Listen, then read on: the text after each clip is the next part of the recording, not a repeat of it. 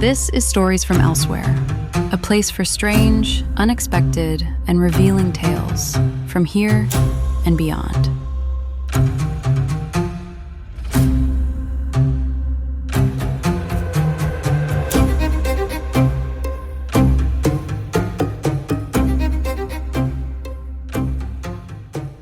Hey, Scott Glassman here. This is Stories from Elsewhere, our second episode ever. I'm really excited to be back with you. Today's story is not so much about time travel and figures from the past as it is about what happens when the frameworks we have to understand the world no longer fit well, and when the rules of how we perceive things no longer best serve our emotional well-being. And what comes from that, the frustration, the loneliness, the isolation.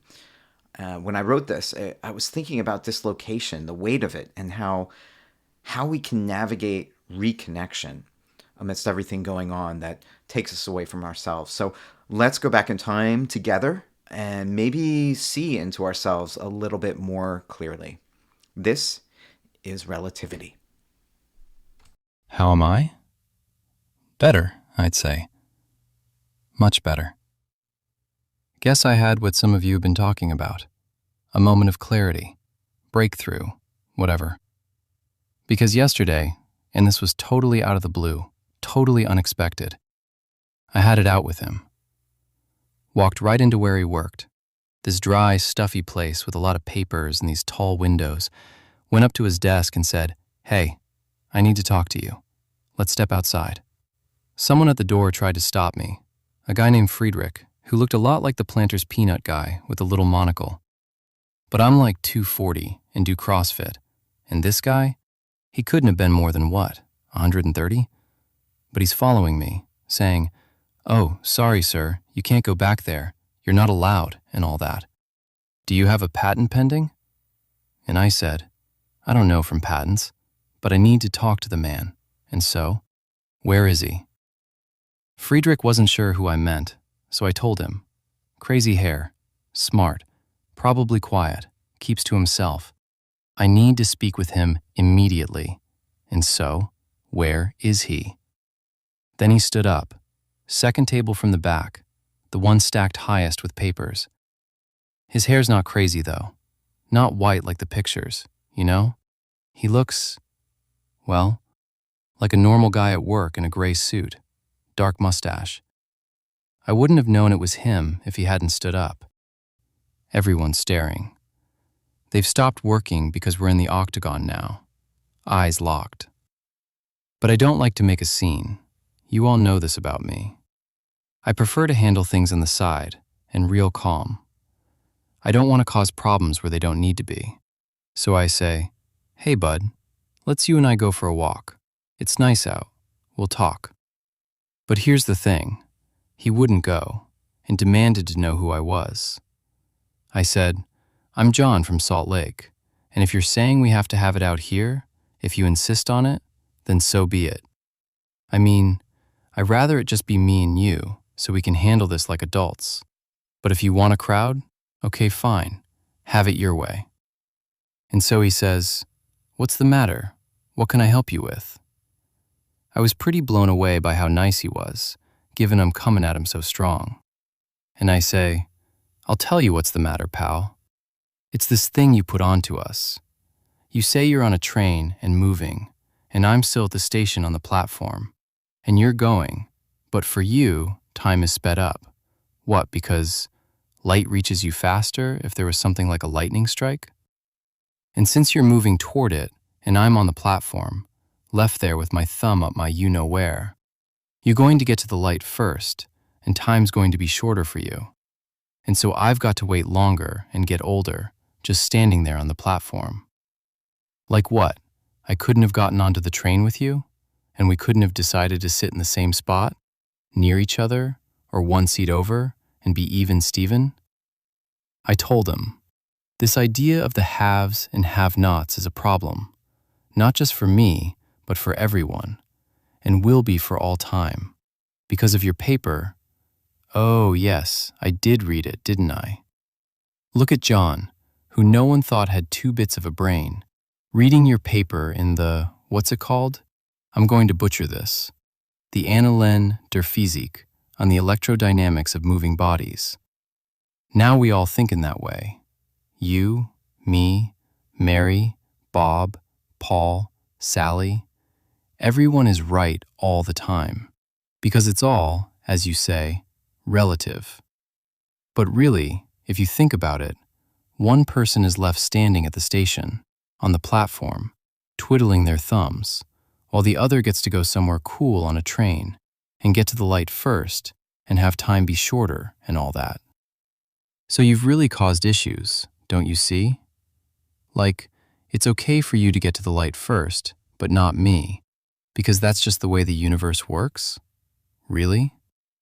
Like, why isn't it me on the train, or Sally, or Bob, or Joe on the train, and you on the platform? Who gets to decide? I mean, you're smart and all, so first off, I don't get why you're working here in this place.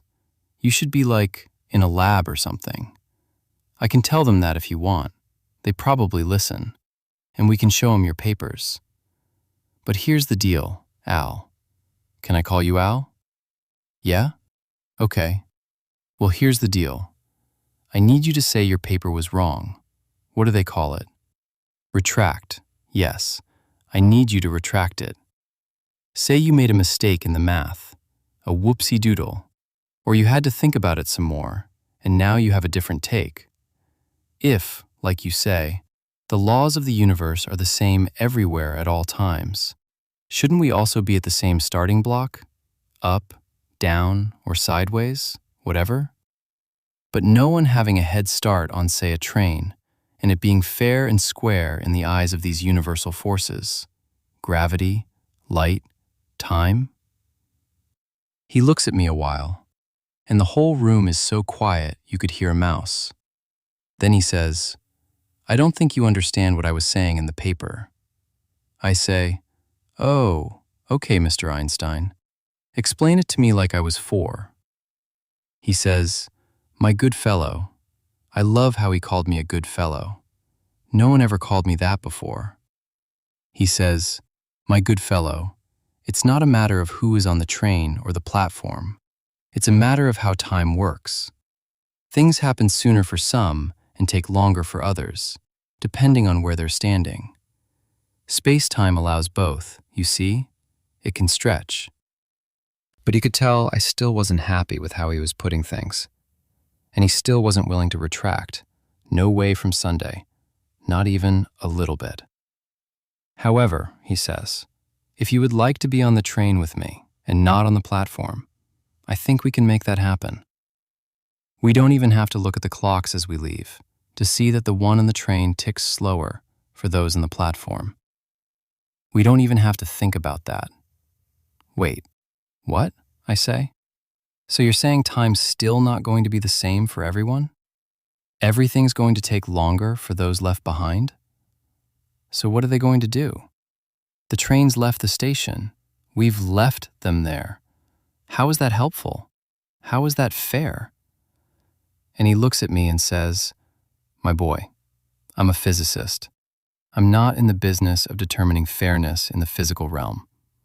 Just the laws by which reality exists to each person, individually, depending on their location in time and space.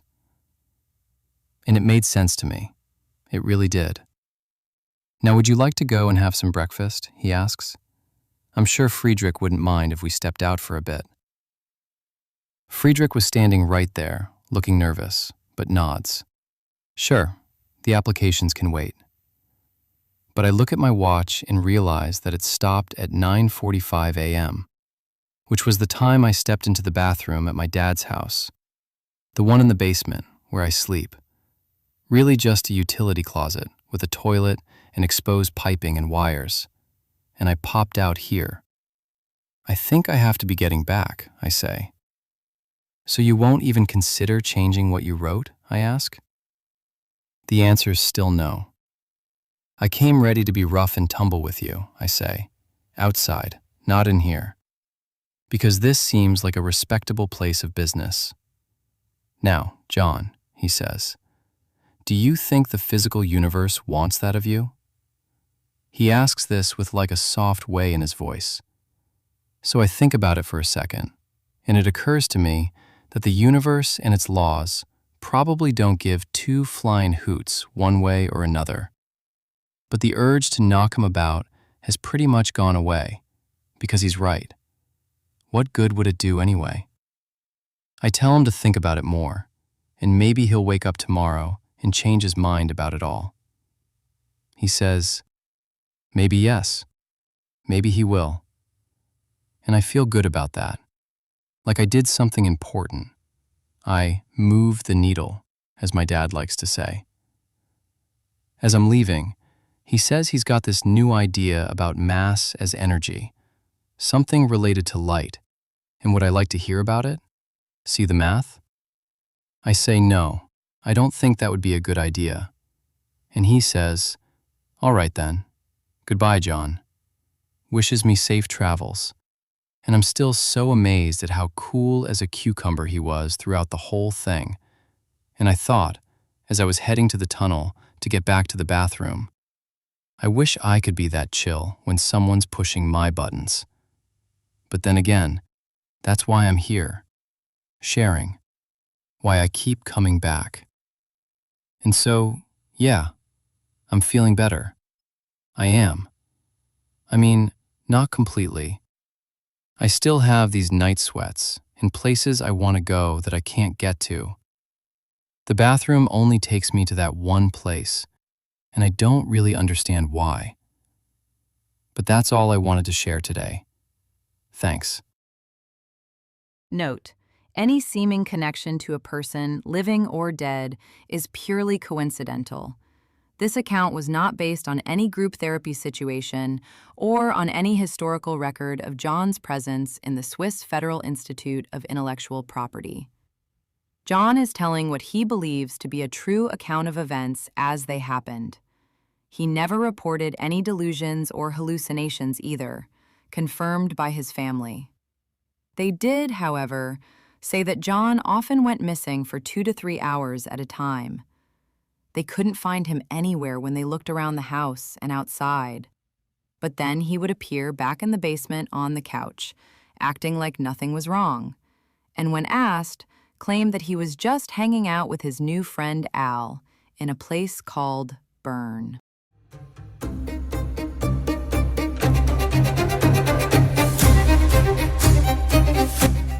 Thanks for listening today.